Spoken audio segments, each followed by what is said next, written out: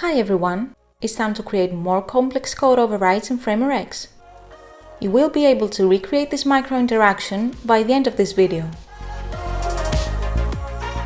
In our design, there is an add button, 3 more buttons hidden behind it, and the main content is wrapped in a stack. The plan is to create 5 overrides, 1 for each button and 1 for the stack. And we are going to use a slightly different method to achieve this compared to the last tutorial.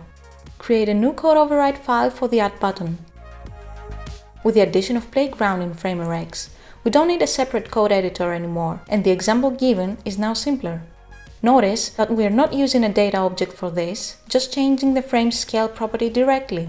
Change the name of the override to menu and while tap to an on-tap function.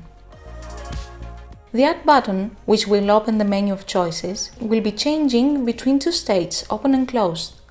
To do this, we are going to use the useCycle hook in the override, which we first have to import from Framer. This is a special function that cycles between 2 sets of visual properties, the open and closed states.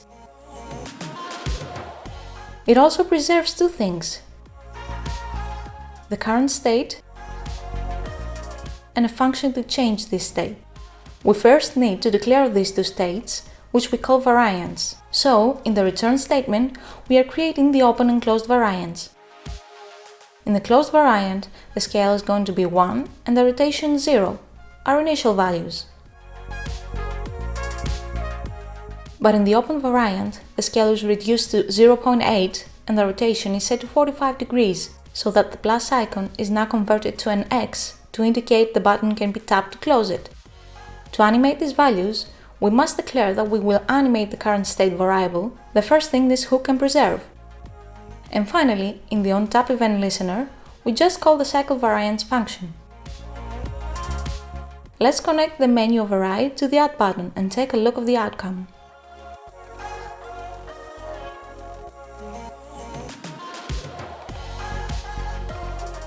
We still need the step to trigger changes to the other frames.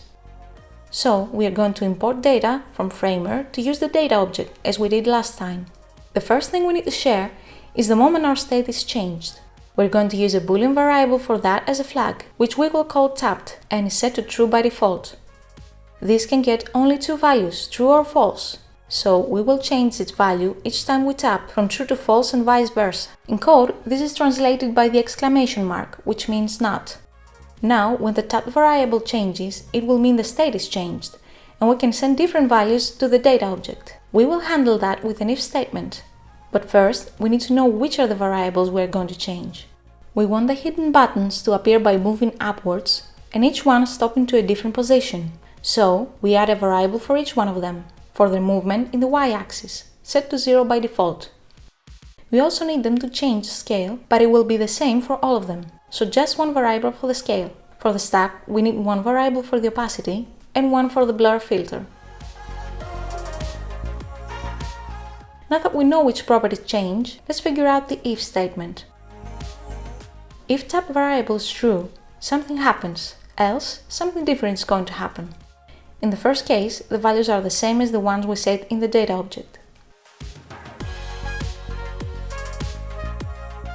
But when it's false, we set them to their open state, which is minus 70 pixels in the y-axis for the first button, minus 150 for the second, minus 230 for the third. The scale for all the buttons changes from 0 to 1.5. The stack's opacity is being reduced to 0.4 and its blur is increased to 6 pixels.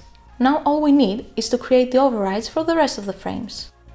For the first button, we create an override function which will return the animation for the Y and scale properties. This is another difference with the previous tutorial. We haven't set the data object variables as animatable, so we need to declare the animation within the override's return statement. The 3 buttons have almost identical overrides, so copy and paste them and change their name and the value of the Y property that they inherit from the data object. And finally, we create a stack override where we animate the opacity and filter properties.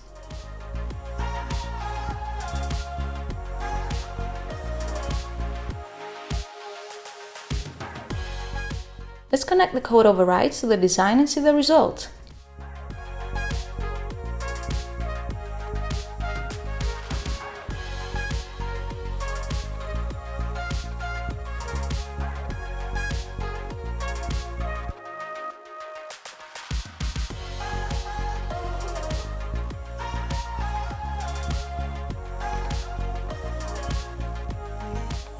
Now that we are more familiar with code overrides, it will be easier to create code components in the next tutorials.